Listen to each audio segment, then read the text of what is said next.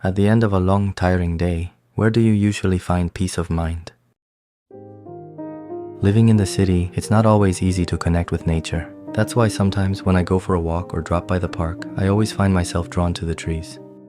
And one day, I thought, what if I could bring that image of a tree standing on a meadow into an aquarium?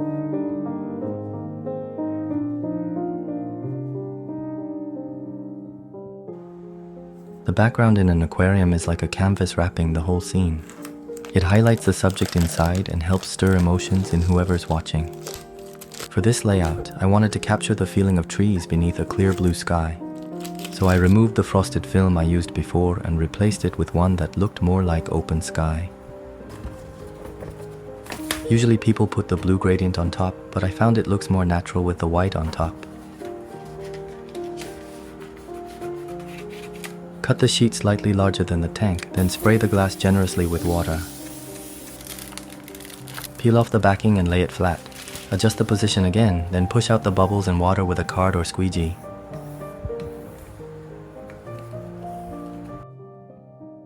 Trim the excess with a sharp cutter.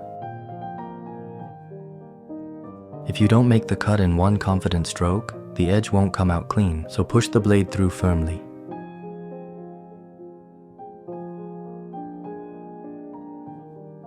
If you use non-adhesive film or soapy water, the sheet might slide while cutting, so it's best to wait until the water dries completely before trimming.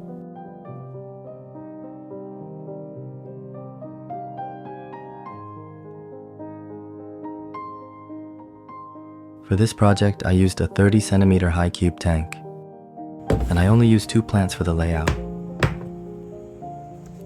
Christmas moss to decorate the trees and dwarf hairgrass balem to form the meadow.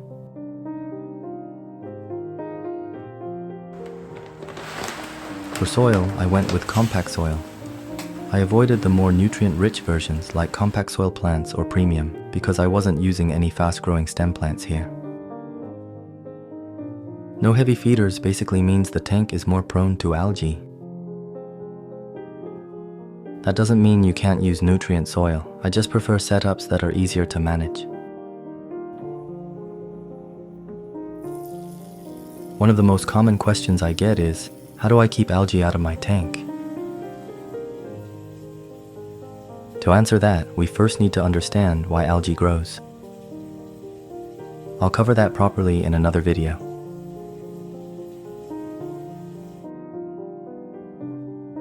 For now, I'll fill only 1/3 of the tank with water for planting. This is where the rice planting begins.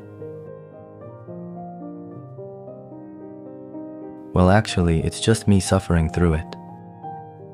These days, real rice planting is done with machines, so why am I still doing this by hand?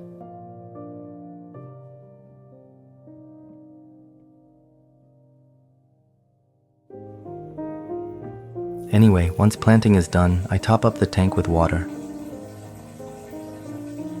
When you first fill the tank, it'll look cloudy like this. In my previous video, I used paper towels to clean it up, but with a surface skimmer, it's much easier.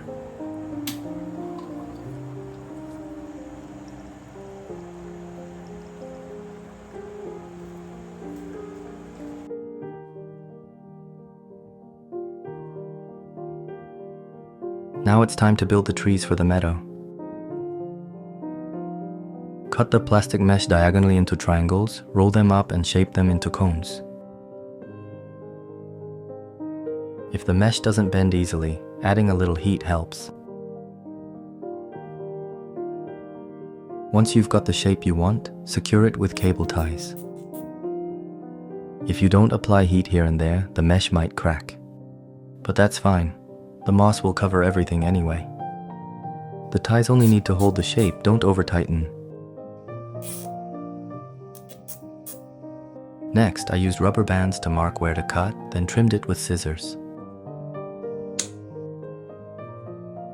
I sealed the bottom with a round piece of mesh. That part is important. Once, when I made a Christmas tree structure, I noticed my shrimp were disappearing over time. No bodies, nothing. Turns out they were all hiding inside the tree frame. I guess it was too cozy for them.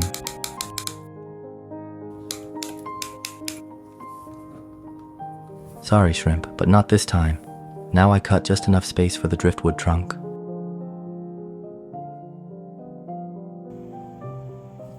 I bought a piece of branch wood from the aquarium shop and picked one that would work as a trunk. Then I fitted it into the mesh to check the height. If this much shows, then this much will be buried into the soil. So I'll cut it here. Honestly, cutting wood has injured me the most. Please use proper tools and stay safe. For binding moss, I used planting thread. It has some elasticity, so it holds moss securely. Tie one end of the thread to the mesh.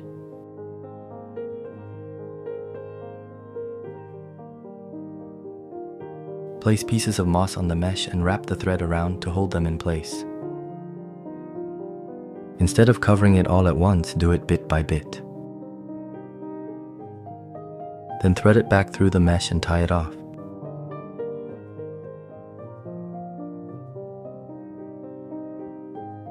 If you don't have planting thread, you can use fishing line.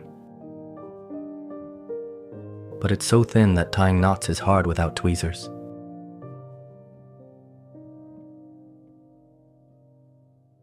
While I was building the trees, the hair grass I planted earlier had grown a lot. I found a good spot and planted the trees.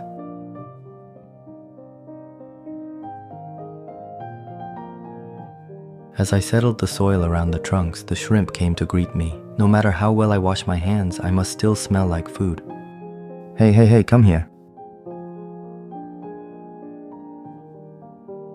Nope, just a shy shrimp backing away.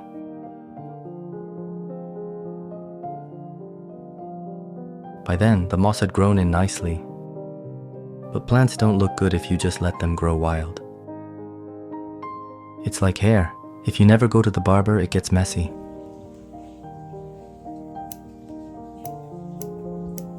There's a reason I trim moss this way.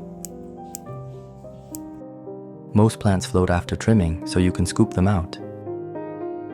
But moss sinks, so cutting it underwater makes cleanup hard. By trimming like this, the loose pieces fall into the branches, and once you put the tree back in the tank, they float up.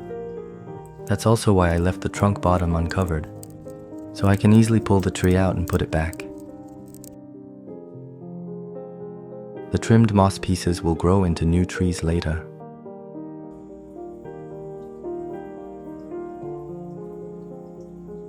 Just like after a haircut, I give the trees a rinse, shaking off the loose moss. Then I put them back in place. The whispering trees standing on the meadow, finally complete.